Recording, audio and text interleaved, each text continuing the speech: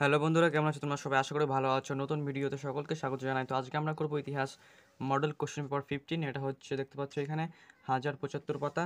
তো চলে আসবো আমরা মডেল কোশ্চেন পেপার 15 যেটা আছে তার বিভাগ খতে। তো এখানে যেটা বলা হয়েছে, কথা না বাড়িয়ে আমি ভিডিও পুরোপুরি শুরু করে দিচ্ছি। তো দুই দাগে যেটা বলা হয়েছে, নিচের প্রশ্নগুলি উত্তর দাও। প্রতিটি উপবিভাগ থেকে অন্তত একটি করে মোট 16টি প্রশ্নের উত্তর দাও। তো এখানে যতগুলি উপবিভাগ আছে 2.5 পর্যন্ত উপবিভাগ দেখতে পাচ্ছি। তো এখান থেকে মোট 16টি প্রশ্নের উত্তর দেওয়ার কথা বলা হয়েছে। তো আমরা শুরু করবো উপবিভাগ 2.1, যেখানে বলা হয়েছে একটি বাক্য উত্তর দাও। তো 2.1.1 থেকে যে প্রথম প্রশ্নটি এখানে দেখতে পাচ্ছ, সমপ্রকাশ পত্রিকা প্রথম কবে প্রকাশিত হয়?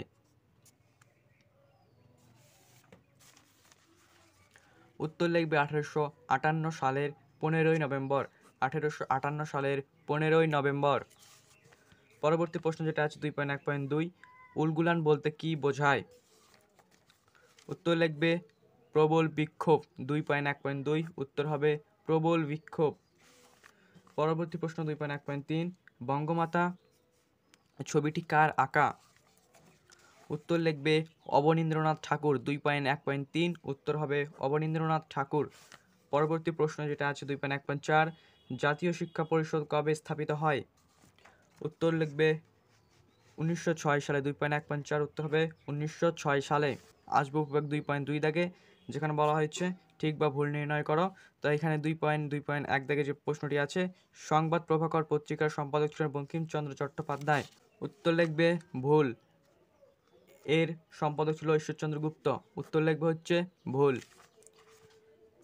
পরবর্তী প্রশ্ন 2.2.2, স্কুল বুক সোসাইটি প্রতিষ্ঠার মূল উদ্দেশ্য ছিল পাশ্চাত্য শিক্ষার বিস্তারের জন্য বাংলায় স্কুল প্রতিষ্ঠা করা।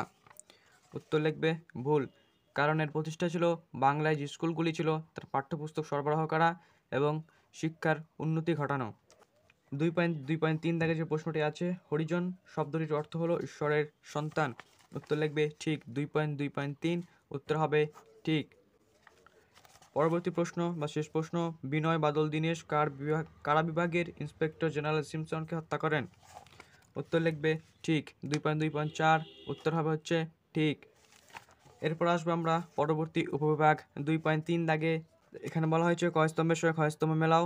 তো কয়স্তম্ভে যেটা আছে স্যার হাইড ইস্ট, এটা হবে হচ্ছে 4 নাম্বার কলকাতা হিন্দু কলেজ। এরপর আছে যেটা নীল বিদ্রোহ দিগম্বর বিশ্বাস। এরপর যেটা আছে viceroy Lord Canning, Muzaffar Ahmed, work and peasants party. তো এই হচ্ছে উপবিভাগ 1, 2, 3। আসবে পরবর্তী উপবিভাগ 2.5 দাগে, যেখানে বলা হয়েছে নিম্নলিখিত বিবৃতিগুলির সঙ্গে সঠিক ব্যাখ্যা নির্বাচন করো। 2.5.1 দাগে বিবৃতি, ভারতে প্রাচ্য শিক্ষার পরিবর্তে পাশ্চাত্য শিক্ষার বিস্তার ঘটানো হয়। উত্তর হবে ভারতীয় শিক্ষার উন্নতি ঘটানোই ছিল মূল উদ্দেশ্য। ভারতীয় শিক্ষার উন্নতি ঘটানোই ছিল এর মূল উদ্দেশ্য। পরবর্তী বিবৃতি 2.5.2, বঙ্কিমচন্দ্র চট্টোপাধ্যায় আনন্দমঠ উপন্যাস লিখেছেন। উত্তর লিখবে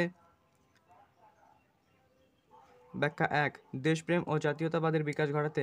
দেশপ্রেম ও জাতীয়তাবাদের বিকাশ ঘটাতে।